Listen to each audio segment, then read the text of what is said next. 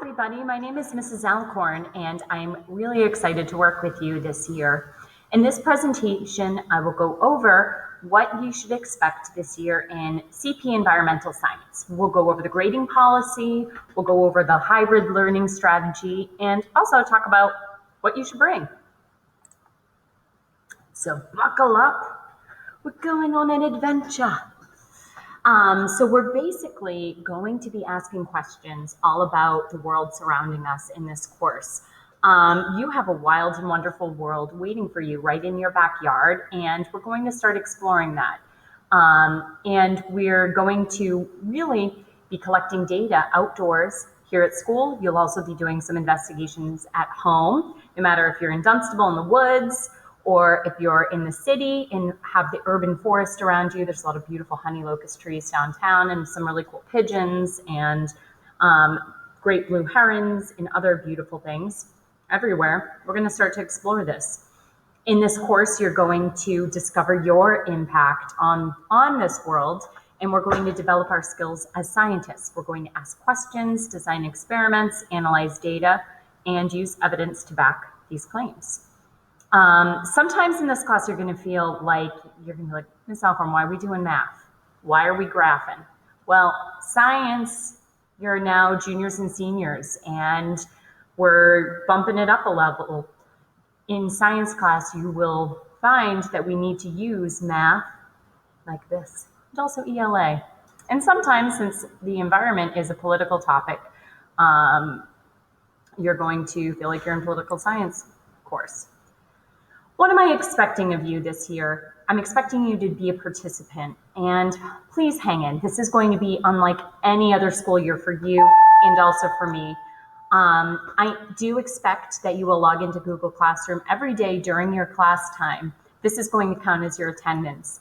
I'm scheduling questions of the day that will count as your attendance. So what you'll do every day, you'll check in, answer the question of the day, and then you will complete the assignment posted, and that will count as your attendance, which is required. Be respectful. Please respect yourself, your classmates, me, and the environment. We're in this together. We need to work it out. If something isn't working for you, we're going to need to communicate and talk about it to make sure that this is the best experience possible for you. You are my customer. I really want this class to work for you and to be the best possible science class you can have. I want you to learn and grow, and we need to work together to make sure we are meeting your needs. That goes along with my next point, be an advocate. Please seek out help if you need it. I just downloaded the Hangouts app. Oops, I'm in school. The Hangouts app, it looks like it's kind of like the chat function for Google, and you can send me a text on here anytime, and I will get it, and I will answer. So you can text message, call, and video chat me through this. So please seek my help when you need it. Of course, school policies apply. You guys know this. Now hats, I'm a little bit more flexible with. If we're outdoors and it's a sunny day, I will be wearing a hat because I really want to make sure I don't get melanoma. So, all right. What are we doing? What is our hybrid learning method? So you're going to experience 3 types of lessons in a week. So you are going to be responsible for attending class Monday through Friday, however attending is. So one of these days, unless you are full remote, you will be in person. Your in-person lesson is going to consist of labs, field work, problem solving, and some of my classes have 8 kids, some have 3. So I'm going to find out from you, I'm going to schedule some time each in-person day to help you personally on what you need help with and to do check-ins, make sure we're organized. Additionally, you should expect to go outdoors in your in-person days for at least part of the class. So we have 88-minute classes, expect to be outside at least an hour. I do go outside in the winter and also when it is drizzling. If it's like a hurricane force wind, we won't go out, but otherwise I do go out in the snow as well, which we'll talk about in a moment. So that's your in-person day. Full remote Wednesdays, we will meet via Google Meets. This probably isn't going to be 88 minutes. Think more 45 minutes to an hour. This is when the only day the whole class will be together. for announcements, for learning, going over things. That's when we're going to come and have our family time. Then you have this leaves 3 more days because there's 5 days in a week, right? Your remote days where you're not in person and it's not Wednesday, you're going to log into Google Classroom, complete the question of the day, and do any daily work assigned. So I'm going to be giving you your notes through this method, which is called Screencastify. I'm going to give you different data sets to analyze, independent work, readings, stuff like that. And that's when you're going to just you might be on your own, you might be working with a partner. I might generate Google Meets for you and a partner to work on stuff, or maybe we can talk and find an easier way to do that because maybe you're doing like group work virtually. So I will be available every class via Google Hangouts. If I'm outside, I'll have my phone with me and you can just text me or call me. And I'm also available by appointment. How am I going to assign work? So all work for the week will be posted on Monday mornings. It will be labeled by the week and the day. So let's say next Monday, it's going to be week 1, day 1. That will be labeled as W1D1. I stole this from Mr. Eden, so if you recognize this, that's what it is. The second week will be week 2, day 1. Your in-person day will be labeled IP. Wednesday will be labeled W1AR, all remote. I don't know, maybe I'll change that if that doesn't make sense to you. You must log into Google Classroom every day, Monday through Friday, during your class time to answer the question of the day. This is really important because I schedule them ahead of time and they're only going to appear for the first 15 minutes of your class. So it's really essential. This is a school requirement.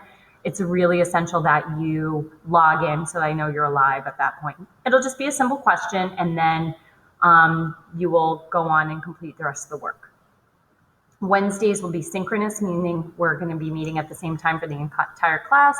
You will be expected, where am I? To sign in at the beginning of your class period. So here's what this looks like. And please understand, I know you have, so different teachers are going to be approaching this differently. And that totally makes sense because what you do in math class is very different than science class. What you do in ELA, you're reading books, you're writing, that is different than what we're doing. We're performing experiments, analyzing data, etc. So if you are someone who is Monday, what you will do is when you're going to be in person on Monday, we're going to go outside, do some sort of data collection. Then Tuesday, let's say your period 1, at 7:50, you will log in to Google Classroom, answer your question of the day, and then you'll find the assignment that says W1D1 or whatever week it is. And you'll do that assignment and submit it. Wednesday, you will log in, do the Google Classroom question of the day, and then you'll join a Google Meet where we're going to be all together doing something, okay? And then Thursday will just be just like Tuesday. You'll log into Google Classroom at 7:50 if you're period 1. You will do your question of the day, do the assignment labeled day 2, and same with Friday, all right? If you're Tuesday, it's going to be the same thing, only, let me hide this, only you're starting your remote work day 1 on Monday, then your in-person day is Tuesday, okay? So whatever your in-person day is, there's some flexibility, so there's essentially 5 lessons each week, 3 remote days, 1 all remote in synchronous in person, and then 1 in-person day. Field work is an important integral part of this class. We can't study the environment by just sitting on a computer. You need to get outside and you need to touch a tree, do some water sampling. Those of you who are fully remote, I'm going to be modifying these labs so that you can do them in your backyard. I'm going to be reaching out to you personally to see what we can do to accommodate you, and just I'll look at and see where you live, maybe find some parks for you to go to or another safe place. So I will give you 1 day's notice before we go outside. That's actually changing for this year. Just assume that we're going outside every time that you come in. The weather, this is New England. If you don't like the weather, you wait a minute. It might be nicer out by the time your class comes. Even if it's drizzling or snowing, we will go outside. of course, barring a hurricane or total downpour, we will go out, and we also have access to the greenhouse where we'll be doing some things, and that's a little more sheltered, so that's sometimes can be an option. So if you don't participate in field work, if this is a big problem for you, you need to contact guidance, because environmental science is very much an outdoor-based class. This is the centerpiece, the focal point of everything we do in this course. So what are we going to do? We're going to go into the forest and calculate the amount of carbon that is stored in the trees. We'll go to the greenhouse and see what we can do out there. Maybe we'll do some planting and growing. We'll go out in the snow and maybe even strap on snowshoes, track wildlife around the school, set up, I have a new fancy wildlife camera. I'm itching to get out there. We'll be sampling the streams around the school, doing water quality testing. We started to do maple sugaring last year, however, then COVID happened. But the year prior, we tapped trees, did an experiment to test different variables that affect maple production. And we'll do more. Maybe you'll come up with an idea. What do you get for field work? Well, here is an example. This is one of my students. You guys are all way cooler than me and have nice sneakers. So bring some just tuck some market basket bags in, so that if you forget to bring your boots, you can just protect your shoes with these. It's cool. It is totally in style in my class.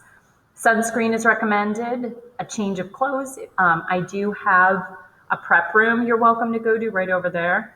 And it has a door. If you need to change, you can do that, or you change in the bathroom.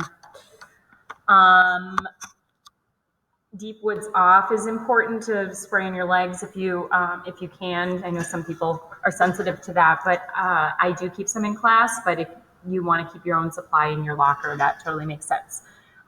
You can store boots in my classroom. If the only place you're going to wear your giant rubber rain boots is my class, I can find a cabinet for you to keep them in.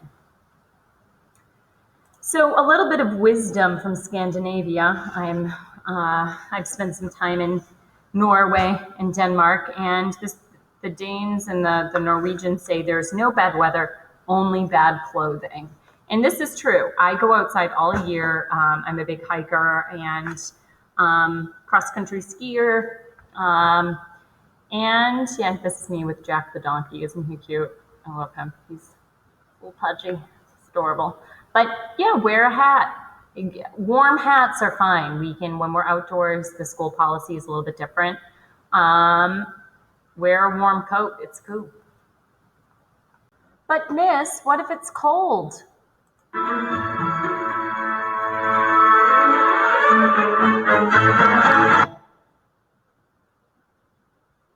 Nothing can stop me. I'm all the way.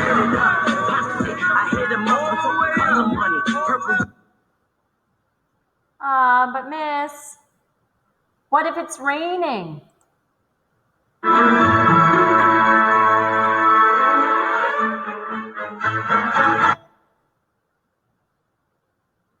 Nothing can stop me. I'm all the way. I hit him all the way on money. Those are just a few suggested outfits for fieldwork days. So apart from wearing weather-appropriate clothing, what should I bring? You should bring some sort of paper, notebook, loose leaf paper to class, because sometimes it'll be easier to sketch things out, create a data table, and collect your data there. Some kind of a folder, pencil, paper. You guys are juniors, you know what works. I'm not going to have a rigid system for you because you need to start developing your own system. What works for me might not work for you. And please bring a fully charged Chromebook to class. My grading policy, assessments are 40% of your grade, tests and quizzes, pretty straightforward. Just wanted to hi, Mr. Costa. remind everybody about tomorrow being freshman welcome day drive. Thank you. All right, I'm back, hopefully. So lab reports projects are 30% of your grade, formal and informal lab reports and CERs, data analysis questions, and videos you might create.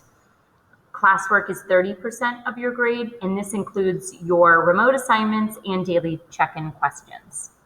All right, how do you reach me if you need me? I have Google Hangouts. Send me a text, send a request to You can even, I think you can even call me through that. Reach out anytime within reason. All right. I go to bed early. I'm an old lady. You can access my webpage, which I'm posting up. It's a one-stop shop for materials and information about the course. And you can go to Google Classroom. That's where questions of the day are posted. So I'm really excited to work with all of you. Have a good one. See you in person or through Meets soon. Bye.